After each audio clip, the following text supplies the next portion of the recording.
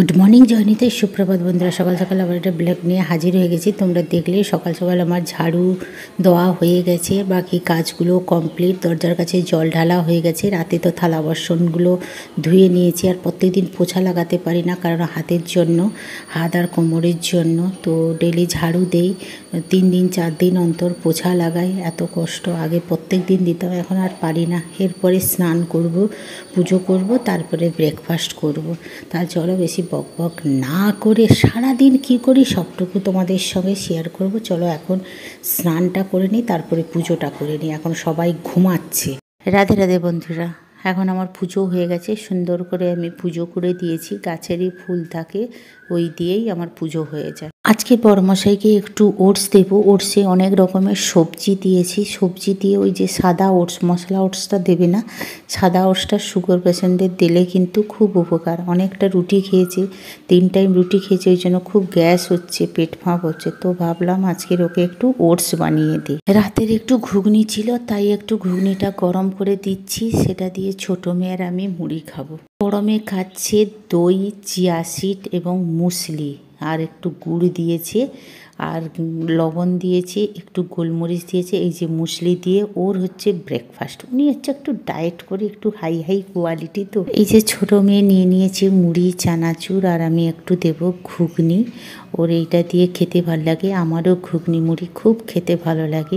বললাম যে লুচি রুটি করবো, বলে না না আজকে ঘুগনি মুড়ি খাবো। তাহলে চলো আমরা সবাই সকালের ব্রেকফাস্টটা করে নিই। ছোটো মেয়ে তো মুখ লুকিয়ে রেখেছে, ও একদম এখন আর আসতে চাইছে না। আজকের বাড়িতে হচ্ছে মেথি শাকের পরোটা। মেথি শাকের পরোটা খেতে খুব ভালো লাগে, আর সুগারের পক্ষে মেথি শাকও খুব ভালো। আর এই পরোটাটা কিন্তু গ্যাস সিম করে বানাতে হয়, বেশি হাই স্পিডে করলে কিন্তু মেথি শাকটা পুড়ে যেতে পারে। মেথি শাকের পরোটার সাথে আছে রায়তা, আর রায়তা দিয়ে মেথি শাকের পরোটা খেতে কিন্তু খুব ভালো লাগে। আর একটু মেথি শাক বেশি ছিল বলে একটু তরকারি বানিয়েছি বড়ি মটরশুঁটি দিয়ে।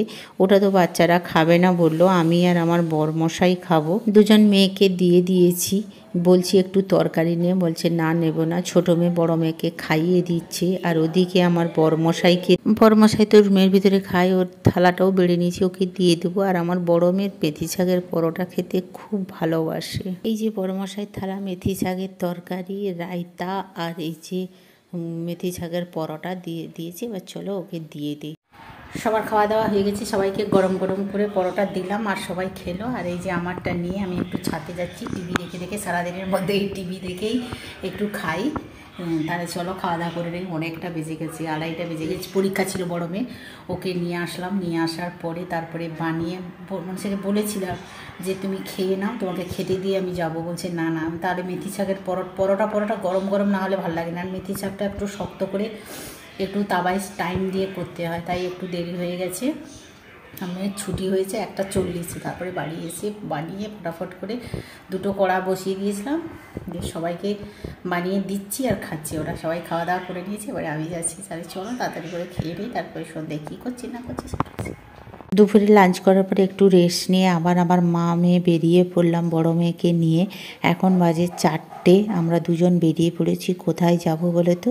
আজকে বৃহস্পতিবার, আজকে বৃহস্পতিবারে পীর বাবার মন্দিরে যাব। সেখানে একটু মেয়ের নামে পুজো দেব। এই যে একটু বাজার করে নিচ্ছি, এখান থেকে একটু ধূপ নেব, মেচিস নেব, আর বাড়ির টুকিটাকি একটু বাজার করব। তারপরে যাব আমরা পীর বাবার কাছে। এবার আমরা একটু মিষ্টি নিয়ে নেব, লাড্ডু নেব, পেড়া নেব, বাড়ির জন্য লাড্ডু নেব, আর এখানের জন্য পেড়া নেব। সব কিছু নিয়ে যে আমাদের নিয়ে নেওয়া হয়েছে, নিয়ে এবারে ফুল নিয়ে পীর বাবার কাছে চলে যাব। এখন আবার গাড়িতে করে চলে আসতেছি। এটা হচ্ছে রাইফেল ফ্যাক্টরির ভিতরে পীর বাবা আছে।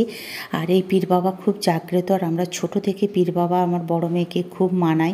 এই যে চলেছি, ওই যে ব্লু কালারের, এইটা হচ্ছে পীর বাবা। এই যে এখানে ফুল দিয়ে দিচ্ছে, মালা দিয়ে দিচ্ছে। এরপরে আর আমি হয়তো ক্যামেরা করতে পারবো না, পরে তোমাদের সাথে দেখা হচ্ছে। আমাদের ওখানে যে জন্য যাওয়ার সেটা আমাদের হয়ে গেছে। আমার বড় মেয়েকে একটু ফুল লাগাতে গেছিলাম। বড় মেয়েকে ছোটো থেকেই, ওর জন্মর কাছ থেকে, আমরা যখন লখনৌতে থাকতাম ওখানে খুব পীর বাবা ছিল আমাদের আর্মি এরিয়াতে। ওখানে আমরা প্রত্যেক বৃহস্পতিবার গিয়ে আমার মেয়েকে ফুল লাগাতাম, ওর খুব নজর লেগে যেত। তো ওই জন্য পীর বাবার কাছে, আর পীর বাবা খুব জাগ্রত, তোমরাও আসতে পারো এখানে। পীরবাবা থেকে আসার পথে একটু বাজার করতে ঢুকলাম। বাজারে যা আগুন, যা সবজির দাম, নিতেও হেভি কষ্ট হচ্ছে। বাবরে সবজি খাবো না দাম। আর যে আমি একটু কাঁঠাল নিচ্ছি, সুগারের জন্য কাঁঠাল খুব ভালো। অনেক দিন থেকে কাঁঠাল নেবো আর সময় হচ্ছে না। এই যে ফাইনালি কাঁঠালটা নিয়ে নিলাম। কাঁঠালের তরকারি করব, কাঁঠালের রুটি করব। আর টমাটোটা 10 টাকা করে, সবচেয়ে সস্তা মনে হয় টমাটো। আসার পথে ওদের জন্য একটু মোমো নিলাম। প্রায় মোমো রাস্তা থেকেই নেওয়া হয়, বড় বড় দোকান থেকে নেওয়া হয় না। আর এই মোমোগুলো ভালো, কিন্তু এই মোমোটা আমার মেয়ের একদম পছন্দ হলো না। এটা নতুন দোকান থেকে এনেছে, বললো স্টাফিং একদম কম, শুধু সোয়াবিন আর একটু গাজর, আর উপরের এটা ময়দাটা খুব মোটা, সাথে চাটনিটাও একদম জল জল করছে। এই মানে গ্রিন চাটনিটা, স্যুপটাও তেমনই, মোটামুটি চলবে, বলে সমাজে চলবে, ততটা টেস্টি নয়। ওরা যেগুলো খায় সেগুলো সেরকম নয়। চলো তাহলে ওরা খেয়ে নিক। স্টুটার অবস্থা দেখেছো। রাতে ডিনার বানাতে চলে এসেছি। এই যে মটরশুঁটি, জিরে আর কাঁচা লঙ্কা দিয়ে দিয়েছি, দিয়ে এটাকে একটু নাড়াচাড়া করে এর মধ্যে একটু ছোলার ছাতু দিয়ে ঠান্ডা করে এটাকে আমি পেস্ট করে নেব। তাতে কি হয় না, পুরটা ফাটে না এবং খুব সুন্দর হয়। খুব সুন্দর করে আমার পুরটা বানানো হয়ে গেছে, একদম শক্ত শক্ত হয়েছে, তাহলে কিন্তু লুচির মধ্যে দিলে ফাটে না। এদিকে আমি আটা ময়দা মাখিয়ে জোয়ান দিয়ে এটাকে তেল দিয়ে রেখে দিয়েছি। আর শীত শেষ হয়ে গেল, আমাদের কচুরি খাওয়া হয়নি, আলুর দম। একটু বড়মশাই সুগারটা কম হয়েছে বলে তাই একটু বানালাম কড়াইশুঁটির কচুরি আর একটু ছোট আলুর দম। এই যে পুরগুলো বানিয়ে নিয়েছি, এর মধ্যেই ঢুকিয়ে দিয়েছি। বেশি বানাইনি, অল্পই বানিয়েছি। এই যে টুকটুক করে আমি ফ্রাই করে নিয়েছি, তোমরা দেখতে পাচ্ছ একটুও ফাটেনি। কিন্তু তোমরাও এই পদ্ধতিতে কচুরি বানাবে, পুরটা তাহলে ফেটে বেরিয়ে যাবে না। আর অতক্ষণে কড়াইশুঁটি শেষ হয়ে গেছে। তবুও যারা ফ্রোজেন করে রাখে তারা কিন্তু সব সময় এরকম করে বানিয়ে খেতে পারে। এদিকে আলুর দমও হয়ে গেছে। এরকম একে একে করে সব আমি কচুরিগুলোকে ফ্রাই করে নেব। আর বড়মশাইয়ের খুব প্রিয়, আমাদের সবারই কচুরি তরকারি প্রিয়, কিন্তু এবছর ঠিক মতন খেতে পারলাম না এই বড়মশাইয়ের সুগারের জন্য। ও এটা বানাচ্ছি, আমার বড় মেয়ে যেভাবে চেঁচাচ্ছে, তুমি বাবাকে কন্ট্রোল হতে দেবে না, বাবাকে ঠিক হতে দেবে না। যে ঠিক আছে, অল্প একটু খেলে কোনো অসুবিধা হবে না, 11 দিন খেলে। আর এবছর তো খাওয়াই হলো না। দোকানের মতন কত সুন্দর কচুরি হয়েছে। আমাদের ডিনার হয়ে গেছে, কাজকর্ম সব কমপ্লিট হয়ে গেছে, তারপরে চলে আসলাম। আর আজকে দেখলে যে আমাদের পুরো শীতটা শেষ হয়ে গেল, কচুরি আলুর দম খাওয়া হয়নি, তাই অনেক কষ্টে একটু খেলাম। কারণ রিপোর্টটা খুব ভালো এসছে, সুগার একটু কম হয়েছে, কিন্তু মেয়ে যা বোকান দিয়েছে না আমাকে। তবু ঠাকুরকে ডেকে ডেকে খেতে দিয়েছি, তাও ঠিক হয়ে যাবে এই কামনা করে। চলো সারাদিন কী করলাম না করলাম সবটুকু শেয়ার করলাম। মেয়েকেও একটু নিয়ে গেলাম পীর বাবার কাছে, একটু ফুঁক লাগিয়ে আসলাম। আমরা ও যখন ছোট ছিল লখনৌতে, তখন থেকে আমরা পীর বাবার কাছে যেতাম প্রতি বৃহস্পতিবারে একটু ফুঁক লাগাতে। আর ওর খুব নজর লেগে যায়, তাই একটু আজকে সময় করে গেছিলাম একটু পীর বাবার কাছে। সেটাও তোমাদের কাছে অল্প করেছি, পুরোটা দেখাতে পারি না, কারণ ভিডিও সব জায়গায় হয় না। তো যেটুকু পেরেছি তোমাদের সঙ্গে শেয়ার করেছি। তো আজকে অনেক রাত হয়ে গেছে আর প্রচুর গরম পড়েছে, ভালো লাগছে না।